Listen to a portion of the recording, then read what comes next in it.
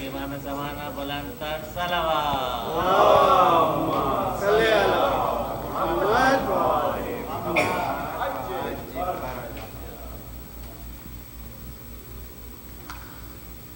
اعوذ باللہ السمیع العلیم من الشیطان اللعین الرجیم. بسم اللہ الرحمن الرحیم وبہ نستعین وهو المعین. الحمد للہ رب العالمین والعاقبۃ للمتقین والجنۃ للموحدین والنار للملحدین والمنکرین. الصلاة والسلام علی سید الانبیاء والمرسلین خاتم النبیین مولانا مولا الکونین جد الحسن والحسین ابی القاسم محمد ولا سیما علی ابن عمہ ووزیرہ ووصیہ وخلیفتہ مطلوب کل غالب غالب کل غالب مولانا علی بن ابی طالب وعلى آلہ الطیبین الطاہرین المعصومین المظلومین الذین اذهب اللہ عنہم الرجس وطہرہم تطہیرا.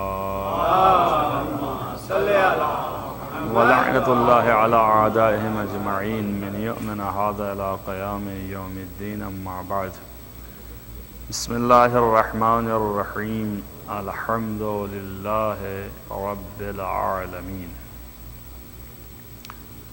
گفتگو جو ہے وہ سورہ حمد کی اس پہلی آیت پر چل رہی ہے اور اس کے ضمن میں بہت سے اختلافات جو ہیں وہ میں حذف کر رہا ہوں، ختم کر رہا ہوں، نہیں آپ کے سامنے بیان کرتا، چونکہ سیدھا سیدھا مطلب ذہن میں رہے وہ زیادہ بہتر ہے بنسبت اس کے کہ اختلافات مفسرین کے وہ آپ کے گوش گزار ہوں. اس سلسلے میں کہ الحمد کہنے کی بھرپور طریقے سے تعلیم اللہ نے دی ہے اور سوائے اللہ کے کوئی اور حقیقی حامد اور حمد کہنے والا نہیں ہو سکتا، جو کہ گزشتہ دلیلیں ہم نے آپ کے سامنے رکھی تھیں اور پیش کی تھیں. دوسرا مطلب یہ تھا کہ حمد صرف اللہ ہی کے لیے ہے، کسی اور کے لیے حمد ہو نہیں سکتی ہے. کائنات کی کوئی مخلوق اس طریقے سے قابل تعریف ہے، قابل مدح ہے، جو اس کے پاس جمال اور کمال ہے اس کے لحاظ سے، لیکن جو خدا ہے اس کا کمال اور اس کا جمال آمد اس کے کہ اس کی ذات کا کمال کہ جس کا درک ممکن نہیں، جس کا سمجھنا ممکن نہیں، فہم کرنا ممکن نہیں، اور اس کے صفات کمال کہ جو اس کے علم و قدرت اور ارادہ کہ اس تک بھی پہنچنا بڑے عقل کی ضرورت ہے.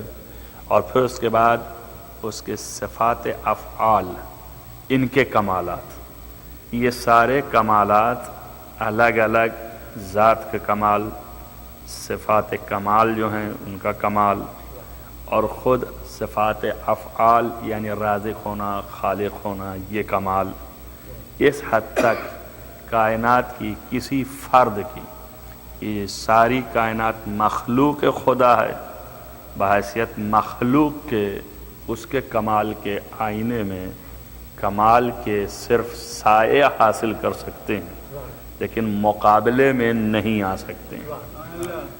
اور اس کے علاوہ ایک وجہ اور بھی ہے، اللہ کی تمام تر تعریفیں اسی کی ذات سے مخصوص ہونے کی، چونکہ تعریف اور مدح جو کچھ بھی ہے وہ کمال اور جمال پر ہے کسی بھی شے کی. مثلا مثال دیا تھا کہ اگر کوئی شے، کوئی شخص علم والا ہے تو اس کے علم کو دیکھ کے لوگ اس کی تعریف کرتے ہیں وہ علم کے اوپر، چونکہ علم جو ہے وہ کمال ہے. کسی کی خوبصورتی دیکھ کر کے اس پر تعریف کرتے ہیں یہ خوبصورتی بھی جمال ہے، لیکن یہ جمال جو ہے اختیاری نہیں ہے، یہ جمال جو ہے وہ اختیاری نہیں ہے، یہ اللہ کی دین ہے، سانے کی عطا ہے۔ لیکن علم کا حاصل کرنا یہ کمال اختیاری ہے، اور یہ بھی ایک جمال ہے، یہ بھی حسن پیدا کرتا ہے انسان کے کردار میں۔ اس کو دیکھ کر کے تعریف کرنا، یہ کمال جو حاصل ہوا۔ کل میں نے اس جملے کے اندر کہ رب العالمین کی انشاءاللہ آج بھی اسی میں آنا ہے، وہاں پہ ذکر کیا تھا کہ تربیہ سے ہے، اختلاف ہے علماء کے درمیان کہ رب جو ہے وہ رب العالمین، اللہ کی ذات سے تمام تعریفیں مخصوص ہیں، یا اس کا ملکیت ہے اس کی حمد، یا حق ہے اس کا حمد، یا مختص ہے اسی کے ذات کے لیے۔ کیوں؟ اس لیے کہ رب العالمین ہے، تمام کائنات کا رب ہے۔ رب کے معنی کیا ہے؟ ایک گروہ کہتا ہے رب ربب سے، اس کے معنی ہے سید، صاحب، مالک، جو کہ حقیقی مالک ہے، جو کہ حقیقی صاحب ہے، سردار ہے، اس کے اوپر حاکم ہے۔ بس عالمین کا حاکم حقیقی اور مالک واقعی وہی ہے۔ ایک معنی ہے کہ تربیت سے رب ہے، تربیت کے معنی ہے کسی شے کو درجہ بدرجہ، رفتہ برفتہ کمال تک پہنچانا۔ استعداد خلق کی اس نے بنائی، اس نے دی، اور صاحب استعداد ہیں آپ۔ ہر انسان فطری طور پر استعداد رکھتا ہے سخاوت کی۔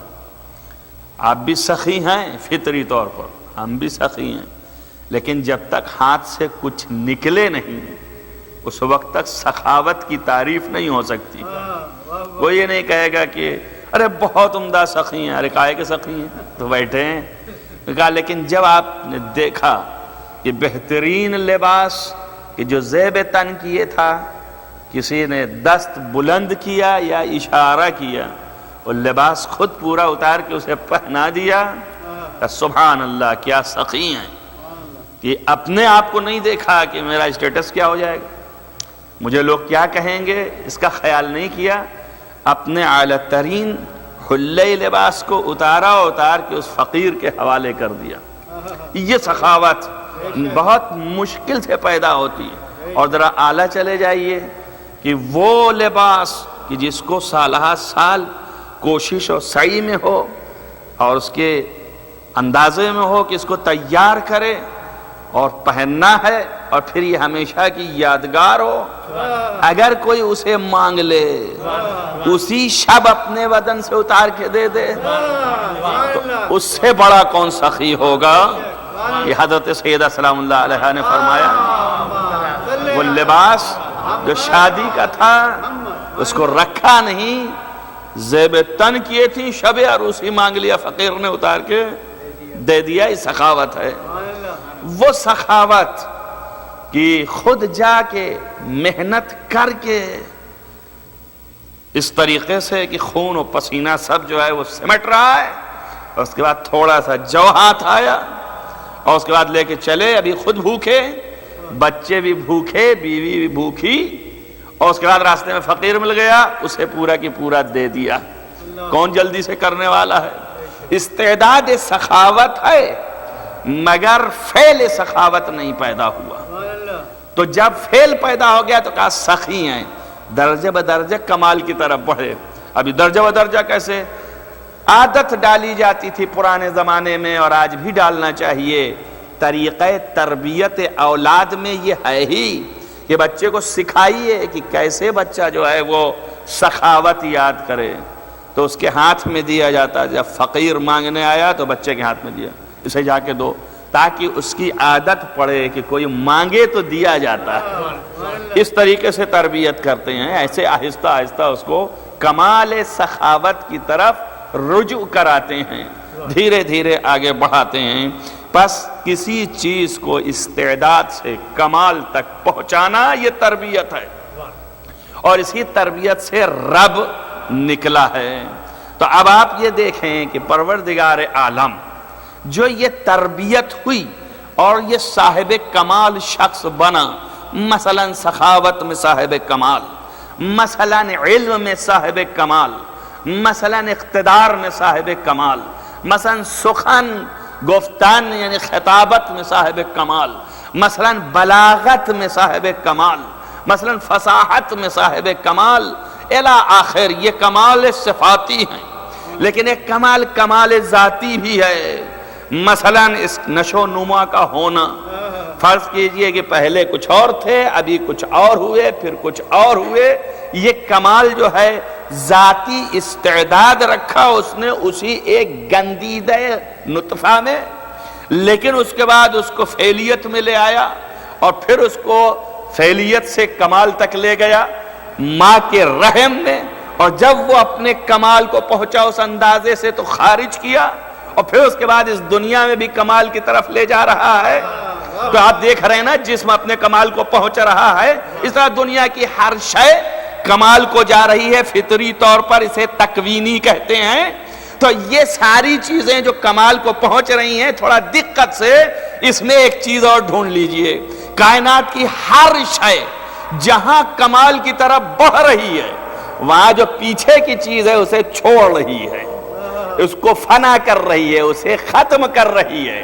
جو چیز نہیں تھی اسے لے رہی ہے، اور جو چیز تھی اسے فنا کر رہی ہے۔ اسی کا نام حدوث ہے، حادث ہے، یعنی اس کا کمال بقا کی منزل پر نہیں ہے، اس کے جو آثار ہیں باقی نہیں رہ جا رہے ہیں۔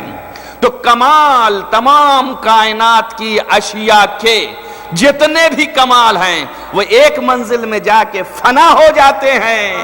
صرف ایک ہی ذات ہے کہ جس کا کمال اول سے لے کے ازل سے ابد تک یکساں ہے، نہ گھٹتا ہے نہ بڑھتا ہے۔ چونکہ یہ کمال ایسا ہے کہ نہ گھٹتا ہے نہ بڑھتا ہے، اس لیے اس کے لیے لفظ مدح یا ثنا نہیں ہے، بلکہ اس کے لیے لفظ حمد ہے۔ اور یہ حمد اس لیے مخصوص ہو گئی اسی کے لیے کہ نہ کمال اس کا کبھی تغیر پذیر ہوتا ہے، اور نہ کمال گھٹتا ہے نہ بڑھتا ہے، نہ عدم میں آتا ہے نہ حادث ہوتا ہے۔ اور کائنات کے کمالات جو ہیں گھٹتے بڑھتے متغیر اور عدم سے وجود میں آتے ہیں، وجود سے پھر عدم میں جاتے ہیں۔ تو چونکہ ایسا ہے لہذا ان کے لیے لفظ مدح رکھی گئی ہے، ثنا رکھی گئی ہے۔ یہ فرق ہے، اس لیے کہا للہ الحمد، صرف اللہ ہی کے لیے حمد ہے، کسی اور شے کے لیے حمد نہیں ہو سکتی ہے۔ صلوات پڑھیں۔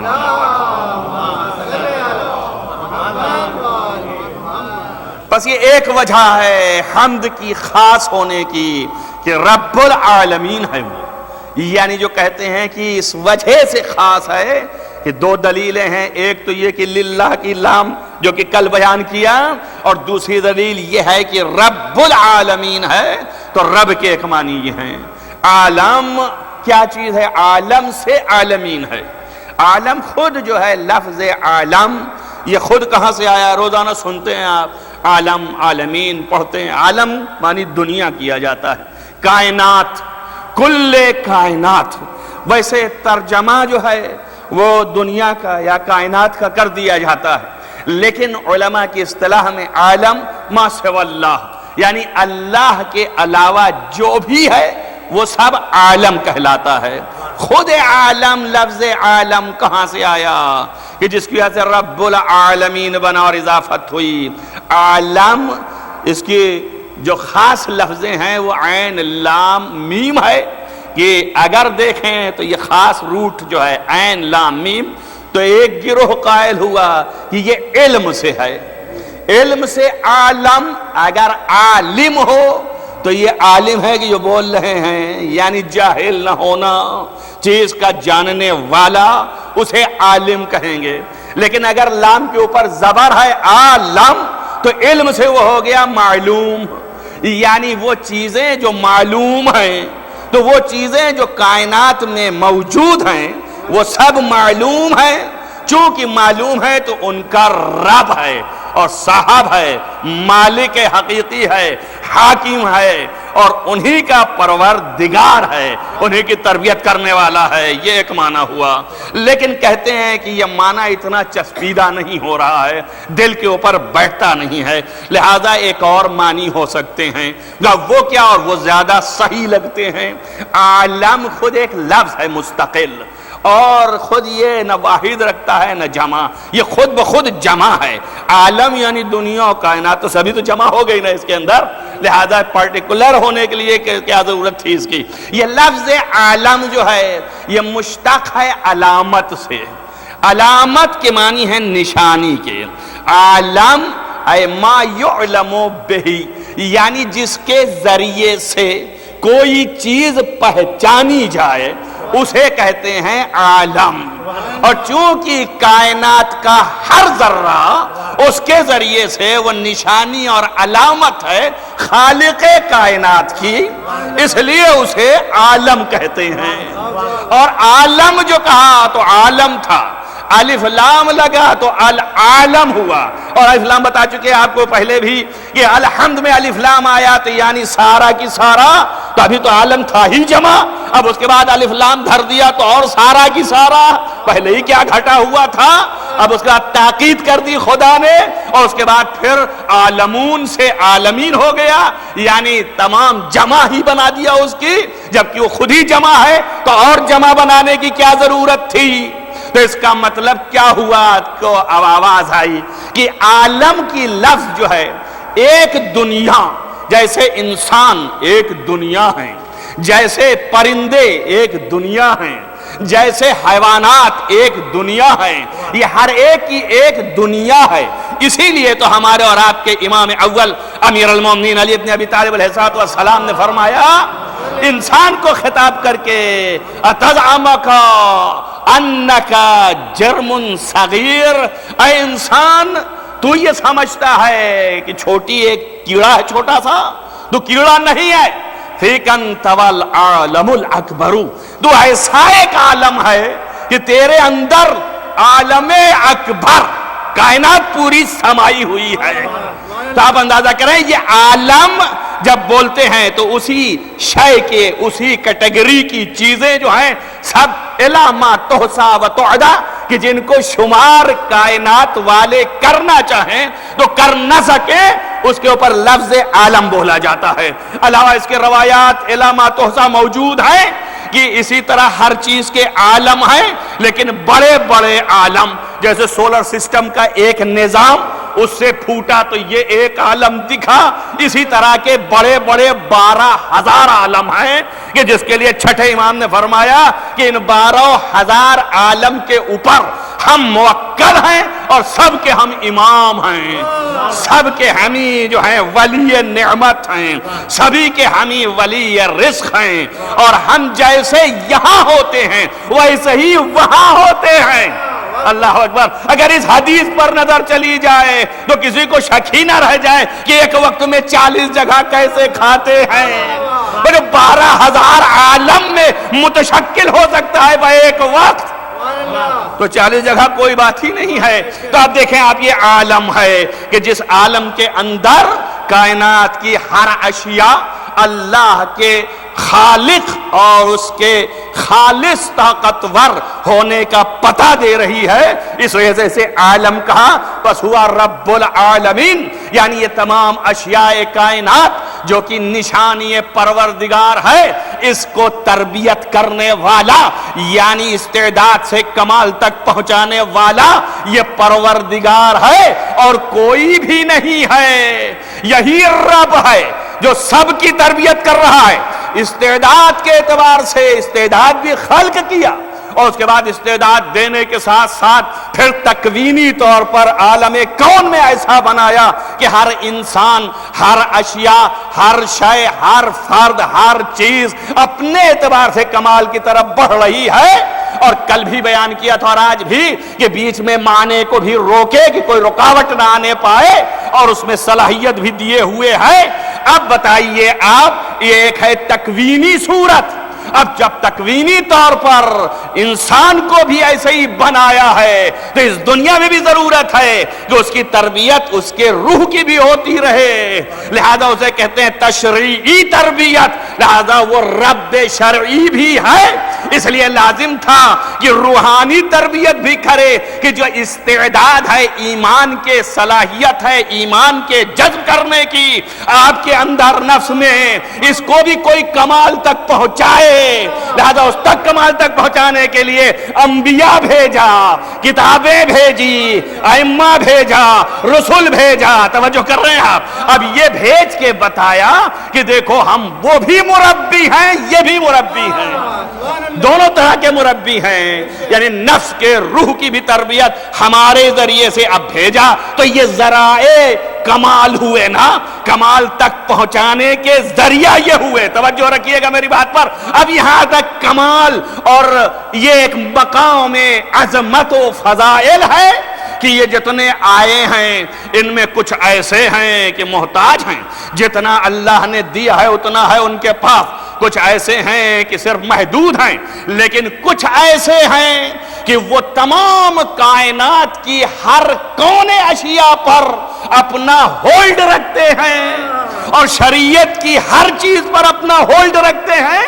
اس کا مطلب یہ ہے کہ رب حقیقی وہ ہے، لیکن اس کے بعد کون پر، کائنات پر، تکوین پر بھی قابو رکھتے ہیں یہ، اور تشریع پر بھی قابو رکھتے ہیں یہ، تو یہ بھی رب ہو گئے کہ نہیں ہو گئے؟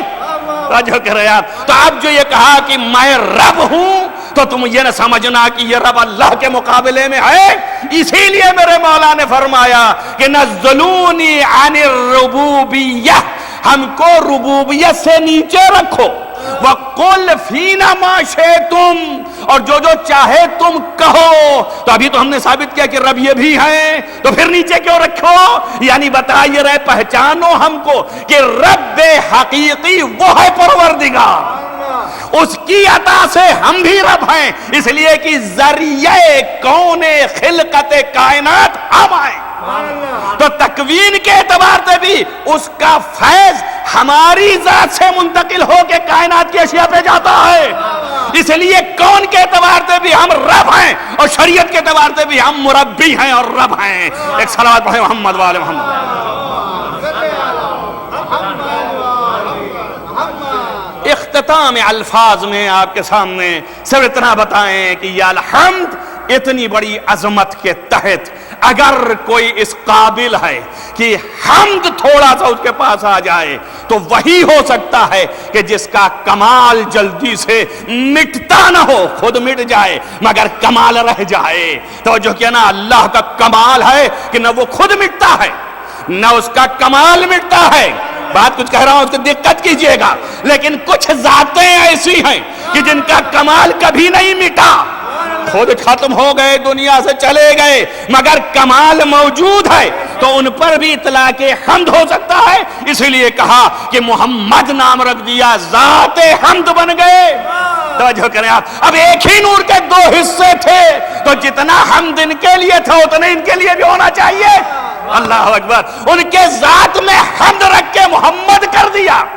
توجہ کریں آپ، اور ان کو روز آخرت ہاتھ میں لوائے حمد دے کر کے بتا دیا کہ جیسے حمد کے یہ مالک ہے ویسے ہی حمد کے یہ مالک ہے۔ توجہ کر رہے ہیں آپ، تو بس یہ ہے کیفیت حمد جو مخصوص ہے اللہ کے لیے، اور یہ کہلایا کیوں حمد اللہ نے؟ تو آپ حضرت رسول اکرم صلی اللہ علیہ وآلہ وسلم یہ ارشاد فرماتے ہیں، اور یہیں پہ ختم ہے بات آپ کے سامنے، کہ وہ ارشاد فرماتے ہیں کہ اس لیے اللہ نے کہلوایا ہم سے بھی اور ہماری امت سے بھی، وہ اس لیے کہلایا کہ حضرت موسیٰ علیہ السلام جب مقام تمکنت میں اور صاحب قدرت بنایا اور وہ سمندر جو ہے پھوٹے اور راہ جو ہے بنتی چلی گئی، اور پھر اس کے بعد ان کے اسی ڈنڈے سے 12 چشمے ابل کے آئے، تو ان کے اندر یہ تمکنت دیکھنے پر کیفیت بدل گئی، اور انہوں نے کہا یا اللہ تو نے مجھ سے پہلے کسی کو اس منزلت تک نہیں پہنچایا، اب منظور یہ ہے کہ میرے بعد بھی اب کسی کو نہ پہنچانا، منظور یہ ہے کہا نہیں، کہا یا اللہ کسی کو نہ انبیاء میں سے نہ رسل میں سے نہ اولیاء میں سے اس مرتبے تک کسی کو نہیں پہنچایا، صرف مجھے یہ عطا کیا ہے، تو اب یہ باقی رہ جائے میرے میں ہی۔ تو ادھر سے آواز آئی اما سمعتا، کیا تو نے نہیں سنا کہ انا محمد افضل الکائنات و افضلوں کا، کہ محمد جو ہے تجھ سے بھی افضل اور پوری کائنات سے افضل ہے؟ تو کہا ٹھیک ہے، ان کان محمد افضل، اگر محمد افضل ہے تو ہے، لیکن کیا اس کی اولاد کم سے کم میری اولاد میں یہ طاقت رکھ کہ اب کائنات میں کوئی اس کا مثیل نہ ہونے پائے؟ تو فرمایا کہ افضلیت و آل ہی، اس کے آل کی افضلیت تمام انبیاء اور رسول کے آل کے اوپر ایسا ہی ہے جیسے افضلیتنا علی المخلوقات، جیسے میری افضلیت تمام مخلوقات پر ہے۔ توجہ کر رہے ہیں آپ، یہ حدیث پیغمبر فرما رہے ہیں۔ پھر موسیٰ نے کہا چلو اچھا، اگر آپ نے آل کو بھی بتایا تو کیا اصحاب ہی، کیا ان کے اصحاب کم سے کم میرے اصحاب ایسے ہو جائیں؟ اس لیے کہ دین اور مقام عرفان میں میرے اصحاب رہبان ہیں جن کا کوئی جواب ابھی تک پیدا نہیں ہوا اس کائنات میں، تو ان سے اب اعلیٰ کون ہوگا؟ تو اللہ نے کہا کہ ان کی افضلیت جو ہے ویسے ہی ہے جیسے محمد کی افضلیت تمام انبیاء پر ہے، ویسے ہی اصحاب کی افضلیت ہے تمام تمہارے انبیاء اوصیاء کے اصحاب پر۔ کہا اچھا چلو اصحاب بھی چھوڑو، آل بھی چھوڑو، محمد بھی چھوڑو، امت کا خیال رکھ لے، میری امت کو تو افضل قرار دے۔ کہا میں سمجھتا امت محمد افضل الکائنات کا فضلی علی الخلق، اس طرح جیسے میری فضیلت مخلوقات پر ہے۔ بس جب یہ کہا تو موسیٰ نے کہا کہ کیا میں دیکھ سکتا ہوں اس امت کو؟ فرمایا لا ترانی یا موسیٰ، تو ہرگز نہیں دیکھ سکتا ہے، الا فی الجنہ، مگر جنت میں ان کی تمکنت دیکھے گا۔ یہ امت محمد ہیں، وہی ہوں گے جہاں محمد ہوں گے، وہی کھا رہے ہوں گے جو محمد کھا رہے ہوں گے، وہی پی رہے ہوں گے جو محمد کے پاس ہوگا، وہاں اقتدار ان کا دیکھنا۔ ہاں مگر دیکھ تو نہیں سکتا، لیکن اگر آواز سننا چاہے تو میں سنا دیتا ہوں۔ کہا یا اللہ سنا دے آواز۔ کہا بس اپنے کمر کو مضبوطی سے باندھ کے ایسا کھڑا ہو جا جیسے کوئی ذلیل بندہ کوئی اپنے حاکم جلیل کے سامنے کھڑا ہوتا ہے۔ بس موسیٰ کھڑا ہوا، جیسے ہی کھڑا ہوا تو آواز آئی یا امت محمد، اے محمد کی امت، اے محمد کی امت جواب دو میرا۔ تو جیسے ہی اللہ نے آواز دلوایا اور ملک نے یہ آواز پیدا کی یا امت محمد، تو تمام جواب آئے کہ جو ابھی نہ رحموں میں تھے نہ صلبوں میں تھے نہ خلق ہوئے ہیں، یہ امت کے جواب آئے یا ربی، اے میرے پروردگار، ان الحمد والنعمت لک والملک، بارلا تیری ہی حمد ہے، تیری ساری نعمت ہے، تیری ہی ملکیت ہے۔ بس جیسے ہی یہ الفاظ نکلی پورا دیکھو یہ لفظ جو ہے ہمیشہ کے لیے، لفظ جو ہے ہمیشہ کے لیے امت محمد میں قائم کر دو تاکہ اس سے میری حمد کا چرچا ہوتا رہے۔ اور اس کے بعد پھر فنظر الی محمد، پھر محمد کی طرف دیکھا اور کہا یا محمد، اے محمد قل الحمدللہ علی ما فضلتنی، تو اب اس پر کیوں نہیں حمد کرتا کہ تجھے اتنی بڑی فضیلت دی؟ توجہ کریں آپ، یعنی یہ حمد اس لیے ہے کہ اتنی بڑی فضیلت ملی۔ وقولوا، اور اے امت محمد تم بھی الحمدللہ رب العالمین کہا کرو، اس لیے کہ تمہیں ہم نے کتنی بڑی فضیلت دی۔ اب اس سے بڑی فضیلت کیا ہوگی اگر ہم ناشناس ہیں اور نمک نہیں پہچانتے اور اس کے اقتدار کو نہیں جانتے ہیں، تو ظاہر ہے کہ ہم کو کہاں یہ کیفیت حاصل ہوگی۔ عزیزم صرف ایک جملہ، یہ نمک پہچاننے والے بافضیلت محمد کی امت میں بننے کے لیے وہ بیوی قریب ہو گئی اور اس نے کہا قدم محمد چاہیے اور کچھ نہ چاہیے، دولت بھی لٹا دیا، اپنے آپ کو بھی نثار کر دیا۔ ایسی بیوی 40 سال کے سن میں مشہور کے مطابق، لیکن آئی جب تو سن اس کا کتنا زیادہ ہو گیا، اندازہ لگائیں کہ کتنے دن تک زیادہ رہ گئی وہ، اسی وقت تک نہ کہ جب پیغمبر ختمی مرتبت یعنی کہ 53 برس کے ہوئے تو 25 سال اور اضافہ کر لیں، اس میں 30 سال اور اضافہ کر لیں تو کیا ہو جائے گی، اور 25 سال اضافہ کریں تو 65 سال۔ مگر کہا یہ جاتا ہے کہ آپ کی کیفیت ایسی ہو گئی تھی ان لوگوں کے مسلسل ایسے تانوں سے کہ جو اپنے زمانے کی ملیکۃ العرب رہی ہو اس کو تانا دب دیا جاتا تھا تو دل پر لگتا تھا کہ آپ کے ہڈی اور چمڑا تھا۔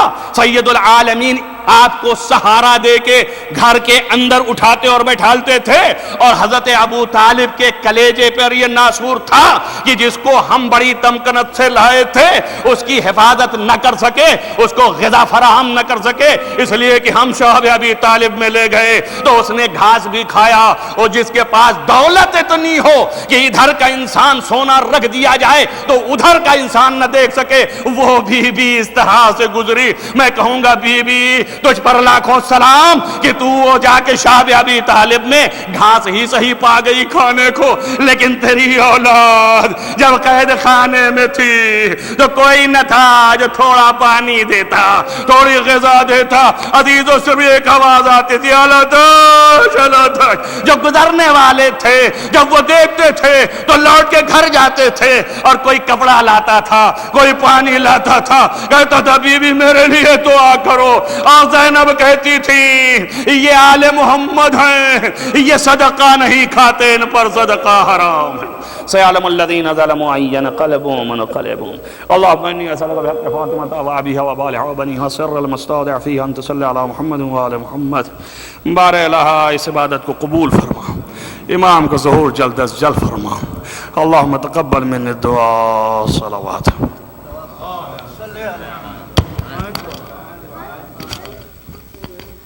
زین اذان کے لیے فوراً شروع کر